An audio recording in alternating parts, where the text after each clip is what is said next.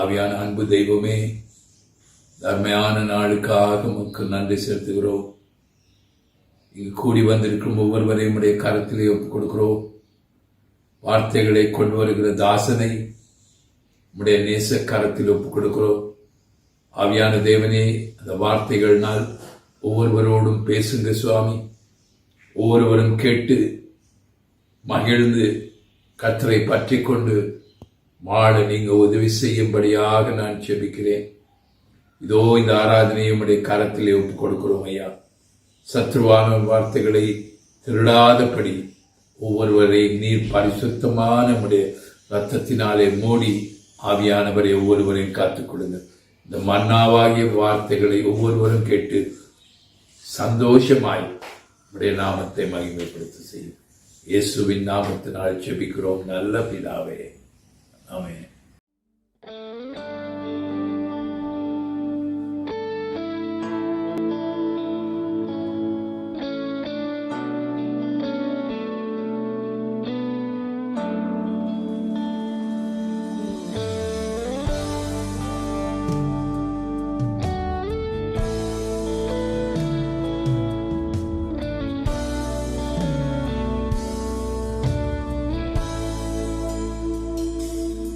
இதுவரை நடத்தினி, இனியும் நடத்துவி. யெகோவாயீரே பார்த்து கொள்வி. இதுவரை நடத்தினி, இனியும் நடத்துவி.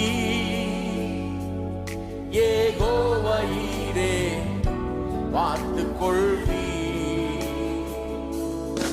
யெகோவாயீரே, யெகோவாயீரே, என் தேவையாவும் நீ சந்திப்பீர்.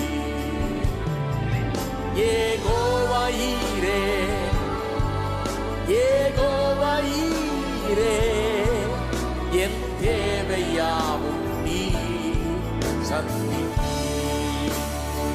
எல்லாரும் யெகோவாயீரே, யெகோவாயீரே, என் தேவையாவும் நீ சந்திப்பீர்.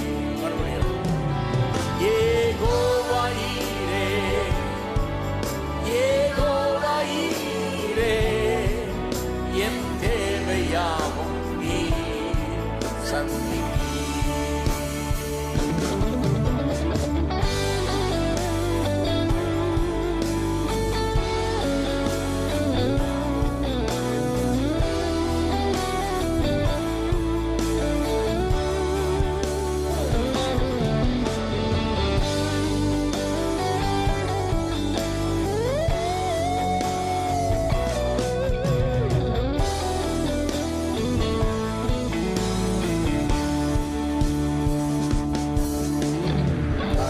வந்த பாதையை நான் பார்க்கிறேன்.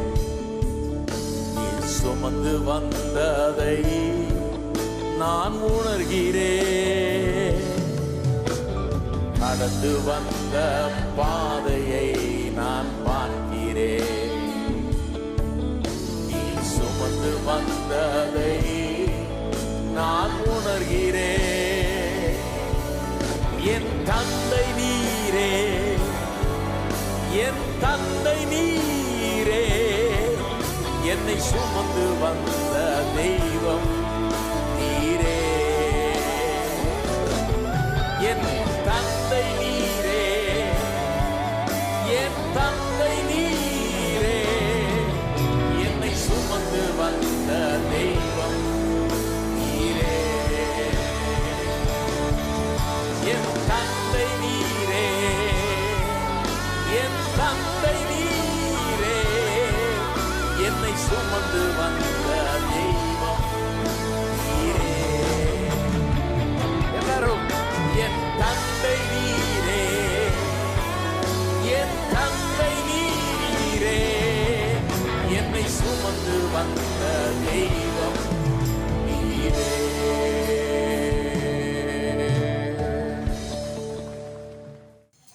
2 கொரிந்தியர் அதிகாரம் 11 தொடக்கம் 13 வரையுள்ள வசனங்கள். கடைசியாக சகோதரர்களே, சந்தோஷமாய் இருங்கள், நற்சீர் பொருத்துங்கள், ஆறுதல் அடையுங்கள், ஏக சிந்தனையாய் இருங்கள், சமாதானமாய் இருங்கள். அப்பொழுது அன்பிற்கும் சமாதானத்திற்கும் காரராகிய தேவன் உங்களோட கூட இருப்பார். ஒருவருக்கு ஒருவர் பரிசுத்த முத்தத்தோட வாழ்த்துங்கள். பரிசுத்தவான்கள் எல்லோரும் உங்களுக்கு வாழ்த்துதல் சொல்கிறார்கள். ஆமென். நான் நடந்து வந்த பாதைகள் கரடு மேடுகள், உங்க கிருபை என்னை தாங்கியது அன்பு இயேசுவே.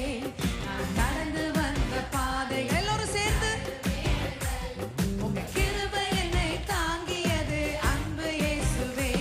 நான் தடுமாறும் போது என்னை தாங்கி நீரையா, என்னை அதிசயமாய் நடத்திய எந்த நேசையா. நான் தடுமாறும் போது என்னை தாங்கி நீரையா, என்னை அதிசயமாய் நடத்திய எந்த நேசையா.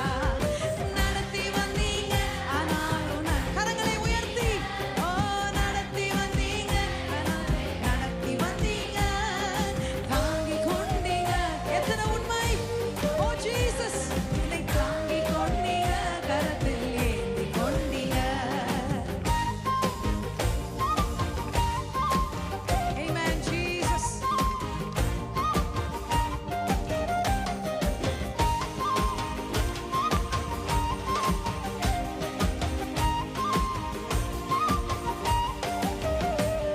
என் சுயபலத்தால் ஓடி பார்த்தேன், ஓட முடியல. என் மனபலத்தால் நடக்க முடியல. என் சுயபலத்தால் ஓடி பார்த்தேன், ஓட முடியல. என் மனபலத்தால் நடக்க பார்த்தேன், நடக்க முடியல. என் தோள் பலத்தால் சுமந்து பார்த்தேன், சுமக்க முடியல. என் தோள் பலத்தால் சுமந்து பார்த்தேன், சுமக்க முடியல. என் கால் பலத்தால் நடந்து பார்த்தேன், கடக்க முடியல. என் கால் பலத்தால் கடந்து பார்த்தேன், கடக்க முடியல. Come on everyone. நடத்தி வந்தீங்க இயேசுவே, நடத்தி வந்து கரங்களை உயர்த்தி, நடத்தி வந்தீங்க இயேசுவே, நடத்தி வந்தீங்க, தாங்கி கொண்டீங்க கரத்தில். ஓ எத்தனை உண்மை ஆண்டவரே! தாங்கி கொண்டீங்க, கரத்தில் ஏந்தி கொண்டீங்க. நடந்து வந்த பாதைகள் கரடு மேடுகள், என்னை தாங்கியது அன்பு இயேசுவே. நான் நடந்து வந்த பாதைகள் கரடு மேடுகள், உங்க கிருபை என்னை தாங்கியது அன்பு இயேசுவே. நான் தடுமாறும் போது என்னை தாங்கி நீரையா. சொல்லலாமா? அதிசயமாய் கர்த்தர் நம்மை நடத்தி வந்திருக்கிறார். போது என்னை தாங்கி நீரையா, என்னை அதிசயமாய் நடத்திய எந்த நேசையா. கரங்களை நன்றாக தட்டி, தலைக்கு மேல கரங்களை தட்டலாமா? Come on everyone, lift his name.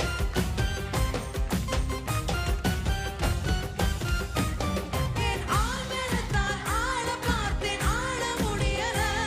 என் மனபலத்தால் படைக்க பார்த்தேன், படைக்க முடியல. என் ஆழ்பலத்தால் ஆள பார்த்தேன், ஆள முடியல. என் மனபலத்தால் படைக்க பார்த்தேன், படைக்க முடியல. என் சொல் பலத்தால் சாதிக்க பார்த்தேன், ஒன்றும் முடியல. உண்மை, சொல் பலத்தால் சாதிக்க பார்த்தேன், ஒன்றும் முடியல. என் வாய் பலத்தால் வாழ பார்த்தேன், வாழ முடியல. கரங்களை உயர்த்தி எல்லோரும் சேர்ந்து 1, 2 go. Come on everyone. நடத்தி வந்தீங்க, நடத்தி வந்தீங்க இயேசுவே, நடத்தி வந்தீங்க, தாங்கி கொண்டீங்க, கரத்தில் ஏந்தி கொண்டீங்க, தாங்கி கொண்டீங்க, கரத்தில் ஏந்தி கொண்டீங்க. நான் நடந்து வந்த பாதைகள் கரடு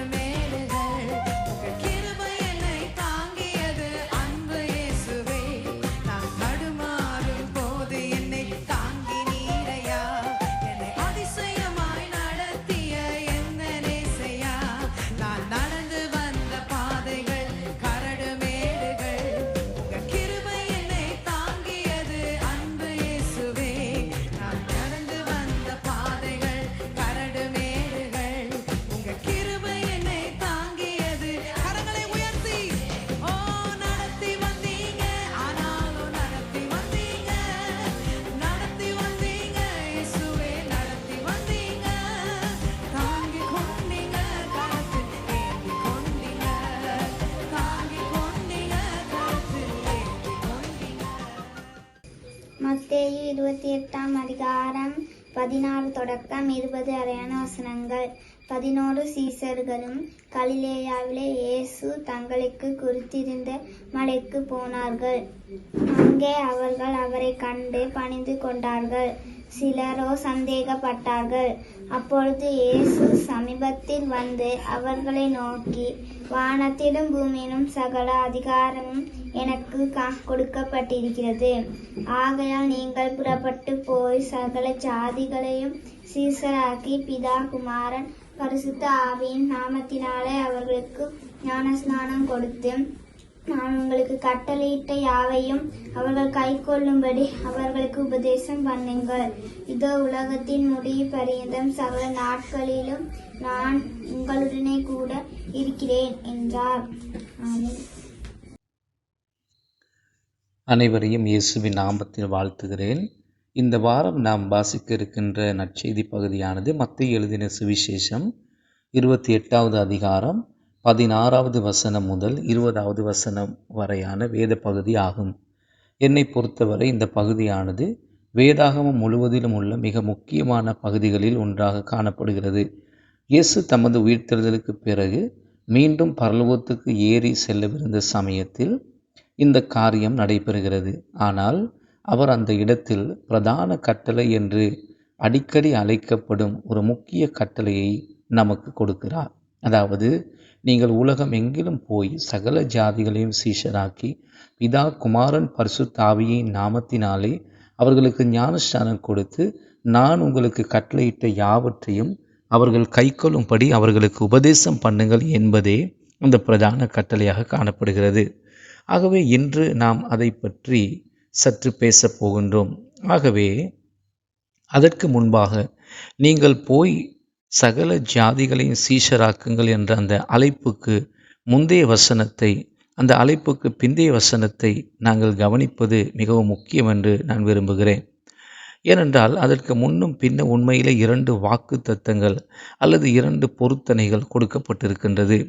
அவை இயேசு நம்மை அழைத்ததை செய்வதற்கும், நற்செய்தியை பிரசங்கிப்பதற்கும், சீஷர்களை உருவாக்குவதற்கும், மக்களுக்கு ஞானஸ்நானம் கொடுப்பதற்கும், அவர் கட்டளையிட்ட யாவற்றையும் கைக்கொள்ள அவர்களுக்கு போதிப்பதற்கும் நமக்கு தைரியத்தையும் நம்பிக்கையும் கொடுக்கின்ற பொருத்தனைகளாக, வாக்குத்தத்தங்களாக அவைகள் காணப்படுகின்றது. வானத்திலும் பூமியிலும் சகல அதிகாரம் எனக்கு கொடுக்கப்பட்டிருக்கிறது என்று கூறி அவர் இந்த வேத பகுதியை தொடங்குகிறார். மேலும் அவருக்கு சகல வல்லமையும் அதிகாரமும் இருப்பதால் அவர் நம்மை அழைத்த காரியத்தை வல்லமையோடும் அதிகாரத்தோடும் செய்வதற்கு அது நமக்கு தைரியத்தை நம்பிக்கையும் கொடுக்கிறது. ஆகவே நாம் வீழ்ச்சி அடைந்த, பாவம் நிறைந்த, சிதைந்து போன, தீமை நிறைந்த ஒரு உலகத்திலே வாழ்ந்து கொண்டிருக்கிறோம். ஆனால் இயேசுவுக்கு சகல அதிகாரமும் வல்லமையும் உண்டு என்பதை இப்பொழுது நாம் இந்த பகுதியிலே பார்க்கிறோம். அதை எப்பொழுதும் நாம் எங்கள் மனதிலே வைத்து கொள்ள வேண்டும். அவர் எல்லாவற்றுக்கும் மேலானவர், எல்லாவற்றுக்கும் அவரே பொறுப்பாளர், அவர் எல்லாவற்றையும் கட்டுப்படுத்துகின்றார். அவர் நமக்கு உரிமையை வழங்கவில்லை என்றோ அல்லது மக்கள் அவருடைய சித்தத்துக்கு புறம்பான காரியங்களை செய்து மிகுந்த தீங்கையும் அநீதியையும் விளைவிக்கிறார்கள் என்றோ இதற்கு அர்த்தம் கிடையாது. அல்லது நமக்கு ஒருபோதும் எந்த தீங்கும் நடக்காது என்ற அர்த்தமும் இதிலே இல்லை. அவர் சர்வ வல்லமை உள்ளவர் என்பதே அதன் அர்த்தம். அதாவது, நாம் வேறு எந்த அதிகாரங்களுக்கும் பயப்பட தேவையில்லை. நாம் வேறு எந்த மக்களுக்கு பயப்படவும் தேவையில்லை. ஏனென்றால் இயேசுவுக்கு எல்லா வல்லமையும் அதிகாரமும் உண்டு. நாம் அவருடைய நாமத்தினாலேயே செல்கின்றோம். நாம் அந்த வல்லமையினாலேயே போகின்றோம். இந்த உலகில் அவரை பிரதிநிதித்துவப்படுத்த அவர் நம்முடன் பகிர்ந்து கொண்டு நமக்கு ஒப்படைத்த இந்த பணியை அவருடைய அதிகாரத்தினாலேயே நாம் போய் செய்ய வேண்டும். எனவே நாம் அதை நினைவிலே வைத்துக் கொள்வது மிகவும் அவசியமாக காணப்படுகின்றது. வானத்திலும் பூமியிலும் உள்ள சகல அதிகாரமும் அவருக்கு கொடுக்கப்பட்டிருக்கிறது. ஆகவே அவருடைய நாமத்தினாலேயே, அவருடைய வல்லமையினாலேயே, அவருடைய அதிகாரத்தினாலேயே தான் நாங்கள் போகின்றோம். அதற்கு அடுத்து கொடுக்கப்பட்டுள்ள வாக்குத்தத்தம் என்னவென்றால், இயேசு கூறுகிறார், உலகத்தின் முடிவு பரியந்தம் சதா காலங்களிலும் நான் உங்களோடு இருப்பேன் என்கிறார். ஆகவே அவருடைய வல்லமையின் மீது நமக்கு நம்பிக்கை இருப்பது மட்டுமல்லாமல், அவர் நம்மை அழைத்ததை நாம் சென்று செய்யும் போது, குறிப்பாக அவருடைய பிரசன்னம் நம்முடன் இருக்கிறது என்பதிலும் நமக்கு நம்பிக்கை இருக்க வேண்டும். சீஷர்களை உருவாக்குங்கள், ஞானஸ்நானம் கொடுங்கள், மேலும் அவர் கட்டளையிட்ட யாவற்றையும் அவர்கள் கைக்கொள்ளும்படி ஜனங்களுக்கு உபதேசம் பண்ணுங்கள். நாம் போய் அவர் நம்மை அழைத்ததை செய்யும் போது பரிசுத்த ஆவியின் வல்லமை கூடாக அவர் நம்முடன் இருக்கிறார் என்பதை நம்மால் உறுதியாக நம்பக்கூடியதாக இருக்கிறது. பரிசுத்த ஆவியானுடைய பிரசன்னம் மற்றும் அவருடைய வல்லமையானது கர்த்தர் எப்பொழுது நம்முடன் இருக்கிறார் என்ற உறுதியை நமக்கு கொடுக்கிறது. அவர் நம்மை ஒருபோதும் விட்டு விலகவோ கைவிடவோ மாட்டார். அவர் நம்மை ஒருபோதும் விட்டு விடுவது இல்லை. உலகத்தின் முடிவு பரியந்தம் அவர் மீண்டும் வரும் வரைக்கும் அவர் நம்மை அழைத்ததை செய்வதற்கு அவர் நமக்கு பலனை தருகிறார். எனவே இது அவருடைய முதல் சீஷர்களுக்கு மட்டும் கொடுக்கப்பட்ட வாக்குத்தத்தம் அல்ல. இது நம் அனைவருக்கும் பொதுவான ஒரு வாக்குத்தத்தமாக காணப்படுகிறது. அவருடைய வல்லமையின் மீது நமக்கு அதிகாரம் இருக்க வேண்டும். மேலும் அவர் நம்முடன் இருக்கிறார் என்பதன் மீதும் நமக்கு நம்பிக்கை இருக்க வேண்டும். எனவே அவருடைய வல்லமையோடும் பிரசன்னத்தோடு நாம் செல்ல வேண்டும். இப்போது செல்லுதல் என்ற அந்த வார்த்தை அது ஒரு நகர்தலை குறிக்கின்றது. நாம் இருக்கும் இடத்திலேயே தங்கிவிடக்கூடாது. இதை நான் சரீர ரீதியான நகர்வை குறித்த அர்த்தத்தில் மட்டும் பேசாமல், உண்மையிலே இங்குள்ள கிரேக்க வார்த்தையின் அர்த்தம் என்னவென்றால், நீங்கள் செல்லும் போது என்பதுதான் இந்த வார்த்தையின் அர்த்தமாக காணப்படுகிறது. உங்கள் வாழ்க்கையில் நீங்கள் செல்லும் போது, இந்த உலகிலே உங்கள் அன்றாட செயல்களில் கிரியைகள் ஈடுபடும் போது நீங்கள் சீஷர்களை உருவாக்க வேண்டும். நீங்கள் இங்கு இருப்பதற்கான முக்கிய காரணம் அந்த நோக்கம்தான். அதன் மீது நீங்கள் கவனம் செலுத்த வேண்டும். நாம் வாழும் இந்த காலங்களில் இன்னும் வெளிப்பட்டு கொண்டிருக்கும் ஒரே பணி அது தேவ பணி மாத்திரமே. நம் அனைவருக்கும் செய்வதற்கென நமக்கென்று சில பணிகள் உண்டு. நம் அனைவருக்கும் நமக்குரிய பொறுப்புகள் இருக்கிறது. நம் அனைவருக்கும் வெவ்வேறு வேலைகளும் தொழில்களும் இருக்கின்றன. ஆனால் நாம் எங்கிருந்தாலும் எங்கு சென்றாலும் நாம் செல்லும் வழியில் எங்கும் மற்றவர்களை இயேசுவை பின்பற்றும்படி அழைப்பதில் நாம் கவனம் செலுத்த வேண்டும். அதுதான் உண்மையிலே ஒரு சீஷருக்கான அடையாளம். அவன் தன் வாழ்வை இயேசுவுக்கு அங்கே அர்ப்பணித்து, அங்கே தன் வாழ்வை இயேசுவை பின்பற்றுவதற்கும் அவரை போல ஆவதற்கும் அவரை போல மாறுவதற்கும் தன்னை அர்ப்பணித்தவன் தான் சீஷன். மேலும் நாம் அவரை போல ஆவதன் ஒரு பகுதி மற்றவர்களிடம் அவரை பற்றி சொல்வதும், நற்செய்தியை பகிர்ந்து கொள்வதும், இயேசு அவர்களுக்காக என்ன செய்திருக்கிறார் என்று அவர்களிடம் சொல்லுவதும், அவர்களையும் இயேசுவை பின்பற்றும்படி அவருடைய சீஷர்களாகும்படி ஊக்குவிப்பதுதான் அந்த முக்கியமான பகுதி. ஒரு சீஷன் அல்லது ஒரு சீஷனாக அவரை பின்பற்றி அவரை போல மாறுவதன் பகுதி, அவரை போல மாறுவதன் அர்த்தம் இவைகளாக காணப்படுகிறது. அவருடைய சீஷர்களாக ஆகும்படி ஊக்குவிப்பதுதான் நம்முடைய பிரதான நோக்கம். எனவே நாம் இயேசுவை போல மாறி மக்களை இயேசுவை பின்பற்றும்படி அழைக்க விரும்ப வேண்டும். அதுதான் இந்த உலகில் நமது முக்கிய நோக்கமாகவும் இருக்க வேண்டும். நாம் இன்னும் இந்த பூமியில் இருப்பதற்கு காரணம் இயேசுவை போல ஆவதற்கும் மற்றவர்கள் அவரை பின்பற்றும்படி அழைப்பதற்குமே ஆகும். எனவே இயேசு நீங்கள் போய் அல்லது போகும் வழியெங்கும் எல்லா ஜாதிகளையும் சீஷராக்குங்கள் என்று கூறுகிறார். இது ஒரு குறிப்பிட்ட மக்கள் குழுவிற்கோ அல்லது ஒரு குறிப்பிட்ட நாட்டிற்கோ மட்டும் போய் இந்த வேலையை செய்யும்படி கூறப்பட்ட கட்டளை கிடையாது. இது எல்லா தேசங்களிலும் எல்லா ஜாதிகள் மத்தியிலையும் உலகமெங்கிலும் போய் நாங்கள் எல்லா மொழிகளையும் எல்லா கலாச்சாரங்களையும் பேசி எல்லா மக்களுக்கும் இந்த செய்தியை நாங்கள் கொண்டு போக வேண்டியதாக இருக்கிறது. பரலோகத்தில் உள்ள அவருடைய சிங்காசனத்தை சுற்றி இயேசுவை பின்பற்றுவதற்கு தங்களை அர்ப்பணித்த ஒவ்வொரு கோத்திரத்தாரும், ஒவ்வொரு மொழியை பேசுகிறவர்கள் எல்லா ஜாதிகளும் இருப்பார்கள் என்று வேதம் கூறுகிறது. நித்திய காலத்துக்கு நிஜமாக போகும் இந்த காரியத்தில் எல்லா பின்னணியிலிருந்து வரும் மக்கள் என்றென்றும் இயேசுவை ஆராதிக்கும் நிகழ்வில் நாமும் ஒரு பங்கை கொண்டிருக்க வேண்டும். ஆகவே நம்மை தாண்டி, நமது சமூகத்தை தாண்டி, நமது நாட்டு எல்லைகளை தாண்டி சிந்திக்கும் பொறுப்பு நமக்கு இருக்கிறது. முழு உலகத்தின் மீதும் தேவனுடைய இருதயத்தை நாம் கொண்டிருக்க வேண்டும்.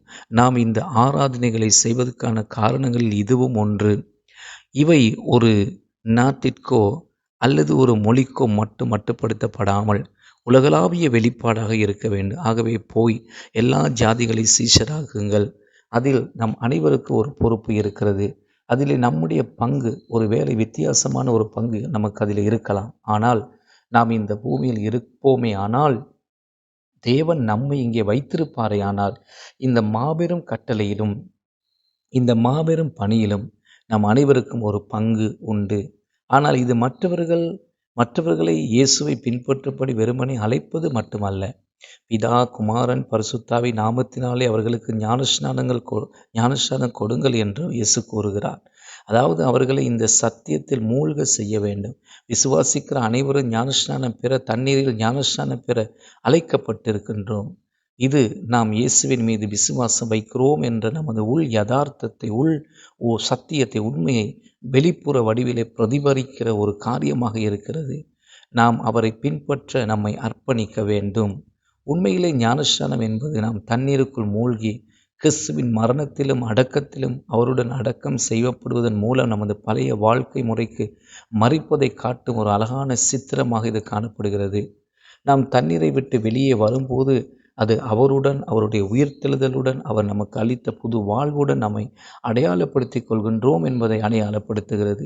ஆகவே நமது பழைய வாழ்க்கையை, நமது பழைய வழிகளையும் அவரோடு சிலுவையிலே அறையப்பட்டு அடக்கம் செய்யப்பட்டு ஒரு புதிய வாழ்க்கை வாழ நாம் இப்போது அழைக்கப்பட்டிருக்கிறோம். ஆகவே நாம் இயேசுவின் சீஷர்கள் என்பதை அடையாளம் காட்டும் ஒரு வழிதான் தண்ணீர் ஞானஸ்நானம். ஆனால் அவர் கட்டளையிட்ட எல்லாவற்றையும் போதித்து அதற்கு கீழ்ப்படிந்து நாம் மக்களுக்கு கற்பிக்கவும் வேண்டும். கீழ்ப்படியும் படிக்கு விசேஷமாக நாம் மற்றவர்களை உபதேசிக்க வேண்டும். அது நாம் இயேசுவை பின்பற்றுகிறோம் என்றோ அல்லது அவரை அறிந்திருக்கிறோம் என்றோ சொல்வது மட்டும் கிடையாது. அவருடைய உபதேசங்களை அவர்கள் கை கொள்ளும் வரைக்கும் அவர்களுக்கு கற்றுக் கொடுப்பதும் நம்முடைய ஒரு பங்காக இருக்கின்றது. இது ஒரு வாழ்க்கை முறையை பற்றியது. இது அவருக்கு கீழ்ப்படிந்து வாழ்வது மற்றும் பரலோகம் எப்படிப்பட்டது மற்றும் அவருடைய ராஜ்யத்தின் காரியங்கள் எப்படிப்பட்டது என்பதை குறித்து கற்றுக்கொள்வதை பற்றியதாக காணப்படுகிறது. நாம் இந்த உலகத்தில் இருக்கும் காலம் தொடங்கி அவ்வாறு வாழ ஆரம்பிக்க வேண்டும். ஆகவே நான் உங்களை ஊக்குவிக்கிறேன். இயேசு தம்முடைய சீஷர்களாக இங்கு நம் அனைவரையும் செய்ய அழைத்த, அதாவது போய் எல்லா ஜாதிகளை சீஷராக்குங்கள் என்று பணித்த இந்த மாபெரும் கட்டளையில் நீங்கள் எப்படி ஒரு அங்கமாக இருக்க முடியும் என்பதை பற்றி சிந்திக்குமாறு ஊக்கப்படுத்த விரும்புகிறேன். நாம் இந்த பூமியில் இருப்பதற்கான முதன்மை பணி அதுதான். இது நிறைவேற நாம் அனைவரும் ஒன்றிணைந்து செயல்பட வேண்டும். கர்த்தர் தாமே உங்களை ஆசீர்வதிப்பாராக. இந்த செயல்பாட்டில் உங்களது பங்கை பற்றி நீங்கள் சிந்திக்கும் இந்த நேரம் நான் உங்களுக்காக ஜெபித்து முடிக்க விரும்புகிறேன். ஆண்டவரே, சீஷர்களை உருவாக்கும் சீஷர்களாக இருக்க எங்களுக்கு உதவி செய்யும். பரலோகத்திலும் பூமியிலும் வானத்திலும் பூமியிலும் சகல அதிகாரமும் உமக்கு கொடுக்கப்பட்டிருக்கிறது என்றும், உலகத்தின் முடிவு பரியந்தம் நீர் எங்களோடு இருப்பீர் என்றும் நீர் சொன்ன ஒவ்வொரு வாக்குத்தங்களை பற்றி நாங்கள் சிந்திக்கும் போது எங்களுக்கு தைரியத்தை, நம்பிக்கை பெருக பண்ணும். நாங்கள் யாருடன் இந்த நற்செய்தியை பகிர்ந்து கொள்ள வேண்டும் என்பதை குறித்து எங்களுக்கு வழிகாட்டும். நாங்கள் யாரை இயேசுவிடம் கொண்டு வர முடியும் என்பதை, மற்றவர்களை உமது சீஷர்களாக மாற்றும்படி நாங்கள் எப்படி உம்மை அவர்களுக்கு அறிமுகப்படுத்த வேண்டும், காண்பித்து கொடுக்க வேண்டும் என்பதை எங்களுக்கு நீர் அழகாக போதித்து வழிநடத்தும். ஆண்டவரே, இதுவரை ஞானஸ்நானம் பெறாது ஆனால் உம்மை விசுவாசிக்கிற அனைவரும் உம் நாமத்தினாலே ஞானஸ்நானம் பெற்றுக்கொள்வதற்கான அந்த முடிவை எடுக்க அவர்களுக்குள்ளே அந்த உணர்வை நீர் ஏற்படுத்தும்படியாக அவர்களுக்காக நாங்கள் செபிக்கிறோம். ஆண்டவரே, நாங்கள் உமக்கு கீழ்ப்படிந்து தொடர்ந்து வாழ்ந்து காட்டவும், நீர் கட்டளையிட்ட எல்லாவற்றுக்கும் கீழ்ப்படியும்படி மற்றவர்களை அழைக்க எங்களுக்கு கிருபை தரும்படியாக நாங்கள் செபிக்கிறோம். உம்மை பிரதிநிதித்துவப்படுத்துகிறவர்களாகவும் நித்திய காலத்துக்கும் பரலோகம் தேவனுடைய ராஜ்யம் எப்படி இருக்கும் என்பதை முன்மாதிரிகளாக, ஆண்டவரே, அதை காண்பிக்கும் விதத்திலே வாழும் முன்மாதிரிகளாக நாங்கள் வாழ எங்களுக்கு உதவி செய்யும். தகப்பனே, இந்த பெரிய கட்டளை நிறைவேற்றுவதில் எங்கள் பங்கு என்ன என்பதை எங்களுக்கு நாள்தோறும் போதியும். எங்கள் கடமை எங்களுக்கு காண்பி. ஆண்டவரே, இந்த பிரதான கட்டளையின் ஒரு பகுதியாக நாங்களும் ஊழியம் செய்ய அதற்கான வழிகளை எங்களுக்கு திறந்தரலும் என்று செபிக்கிறோம் பிதாவே. இயேசுவின் நாமத்தில் செபிக்கிறோம் எங்கள் நல்ல பிதாவே. ஆமேன். கர்த்தர் தாமே உங்களை இந்த செய்தி கூடாக ஆசீர்வதிப்பாராக. ஆமேன்.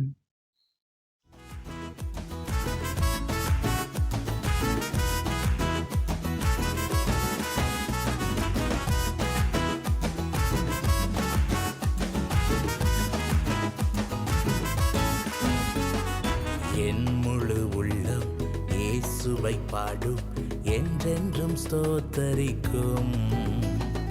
அவர் செய்த நன்மைகள் யாவையும் சொல்லியே என் உள்ளம் என்றென்றும் போற்றும். என் முழு உள்ளம் இயேசுவை பாடும், என்றென்றும் ஸ்தோத்தரிக்கும். அவர் செய்த நன்மைகள் யாவையும் சொல்லியே என் உள்ளம் என்றென்றும் போற்றும். ஆத்துமா பாடிடுதே ஆத்துமனேசர் இயேசுவையே. ஆத்துமா பாடிடுதே ஆத்துமனேசர் இயேசுவையே. துதித்திடும் என் உள்ளம் என்றும் போற்றிடும் என் உள்ளம் என்றும். துதித்திடும் என் உள்ளம் என்றும் போற்றிடும் என் உள்ளம் என்றும்.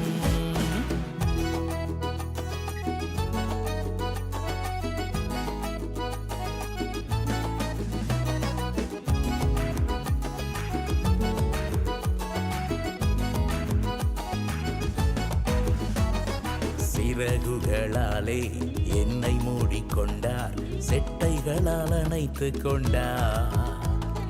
வேடனின் கண்ணியில் சிக்கிடாது காத்திட என்னை சுற்றி வேலியடைத்தார். சிறகுகளாலே என்னை மூடிக்கொண்டார், செட்டைகளால் அணைத்து கொண்டார்.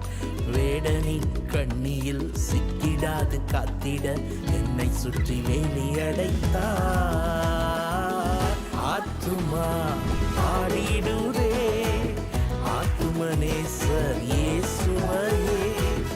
ஆத்துமா பாடிடுதே ஆத்துமனேசர் இயேசுவையே. துதித்திடும் என் உள்ளம் என்றும் போற்றிடும் என் உள்ளம் என்றும். துதித்திடும் என் உள்ளம் என்றும் போற்றிடும் என் உள்ளம் என்றும்.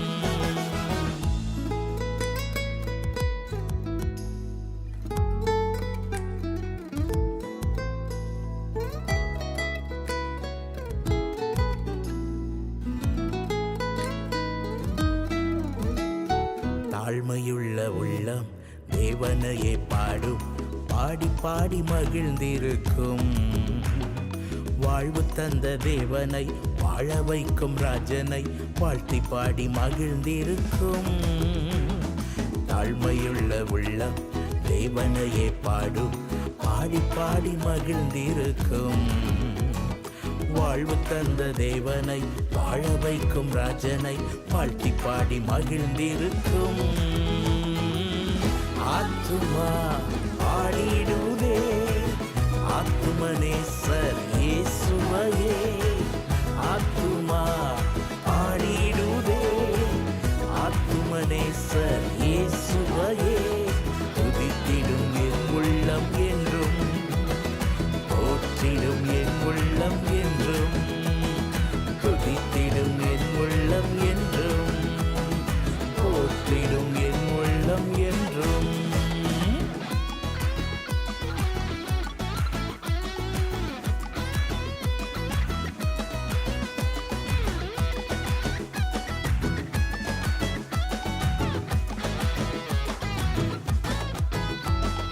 முகமுகமாக நேசரை காண்பேன் நித்தியமா மோட்ச வீட்டிலே. பாவங்களும் இல்லையே பாரங்களும் இல்லையே பரலோக ராஜ்யத்திலே. முகமுகமாக நேசரை காண்பேன் நித்தியமா மோட்ச வீட்டிலே. பாவங்களும் இல்லையே பாரங்களும் இல்லையே பரலோக ராஜ்யத்திலே. ஆத்துமா பாடிடுதே ஆத்துமனேசர் இயேசுவையே. ஆத்துமா பாடிடுதே ஆத்துமனேசர் இயேசுவையே. துதித்திடும் என் உள்ளம் என்றும் போற்றிடும் என் உள்ளம் என்றும். துதித்திடும் என் உள்ளம் என்றும் போற்றிடும் என் உள்ளம் என்றும். துதித்திடும் என் உள்ளம் என்றும் போற்றிடும் என் உள்ளம்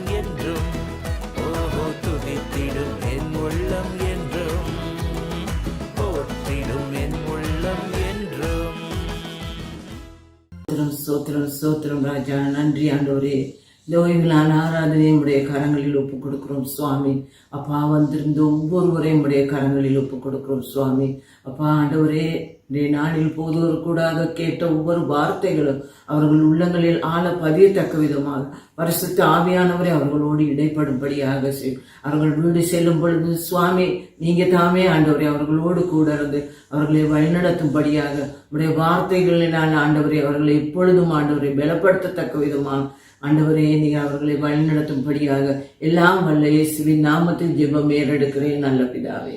ஆமேன். நம்முடைய கர்த்தராகிய இயேசு கிறிஸ்துவின் கிருபையும் பிதாகிய தேவனுடைய அன்பும் பரிசுத்தாவியானுடைய ஐக்கியமும் நம் அனைவரோடு கூட அவர் வரவரைக்கும் இருப்பதாக. ஆமென்.